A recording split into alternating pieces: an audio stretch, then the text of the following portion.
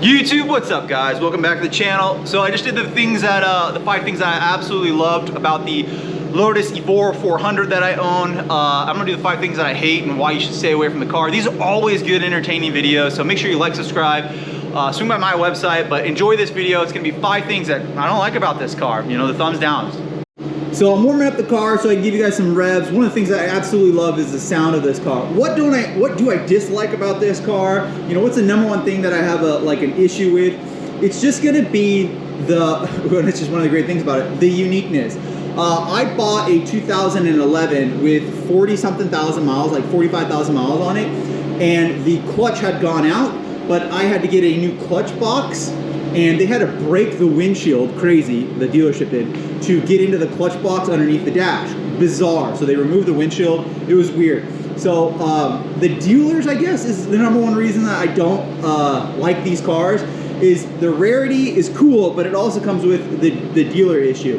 When I first bought the car, I probably could have done a clutch job myself. It needed a new clutch, but I didn't. So when you get into this car, be aware that it's probably a good idea to understand that you're buying a unique car. The dealers do cost a lot and they are going to be expensive. So just the dealer network is the number one issue.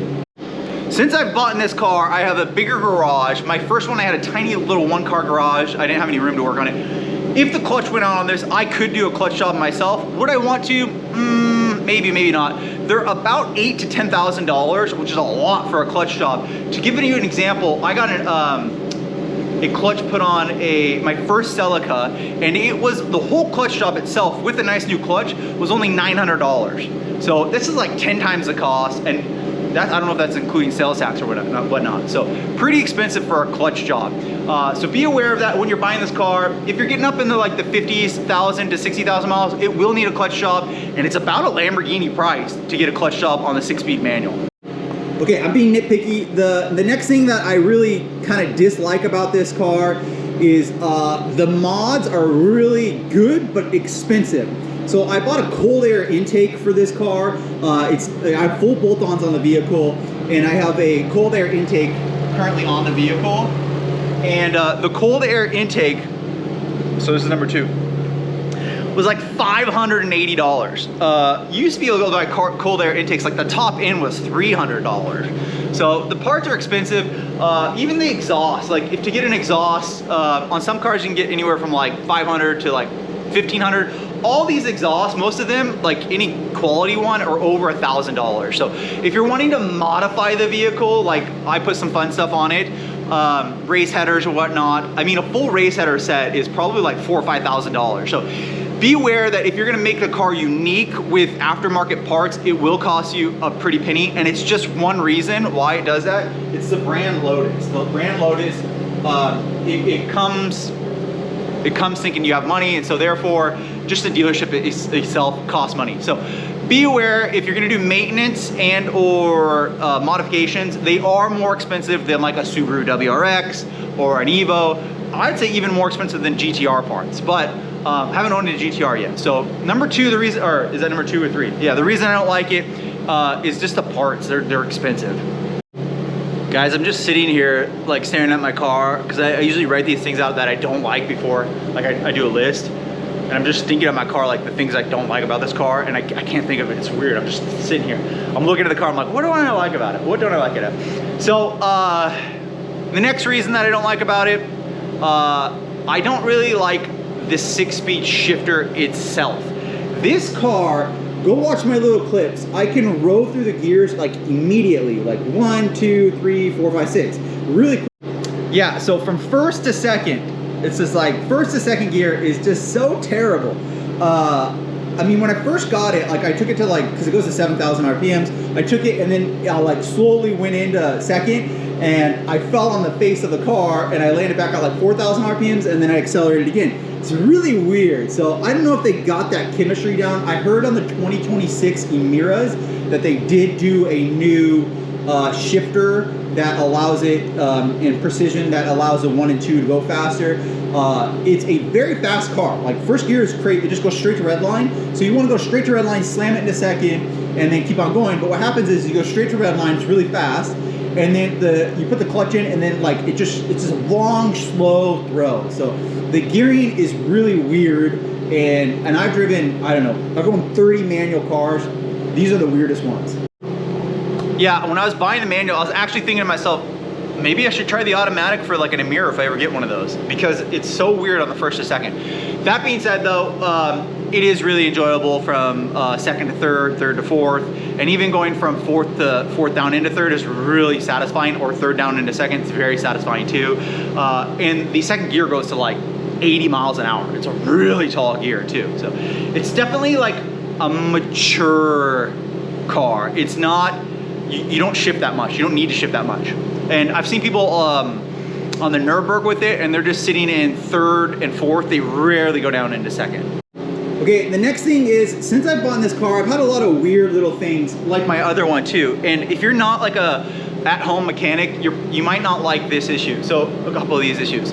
So one of them would be I got a check engine light for O2 sensors, and I cleared it, and then it just went away. And then I got a mill, which is like a little hammer wrench light, for no random reason. And then I went to read it, and when I read it, it just went away. So you get these weird like little Lotus gremlins that you're like, oh, I wonder if something's wrong or not. Or I got one other one for you. So I put these wheels are OEM, and I sold my gold ones that it came with, and I put a TPMS and on it, and all the TPMS lights went off. And then the front passenger wheel said that I needed a new TPMS. It couldn't read it. So I go and switch the old one, a new TPMS, the tire pressure sensor, onto the new one, and it goes away. And then as I'm driving, like, I don't know, a couple days later, the rear right one goes off.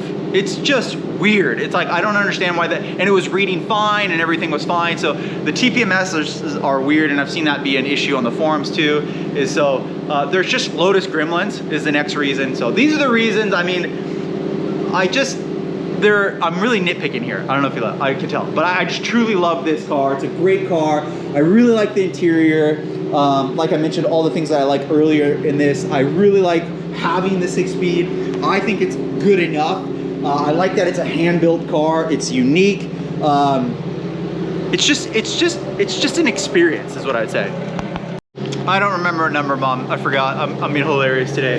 The final reason that I'm gonna say, did I get 5 reasons? I'm gonna label this 5 reasons. You guys can watch it, tell me if I get all 5. The final thing that I absolutely dislike about this car, which I really don't dislike anything, I really enjoy it all, is that owning this car and driving it around is, if you do not want attention, because I've been using this as a daily driver, this is a weird thing to say. You need to understand that this is not like a 911 daily driver. A 911 you can drive, and most people don't look at the 911. I've driven around. If you have a silver 911, no one's gonna look at it. But a bright red Lotus, if you're trying to use this as a daily driver, it just doesn't work. Everywhere you go, someone says something. Everywhere, which is cool because it is unique. This car, I mean, look at this car. The EXIGE is just absolute crazy race car.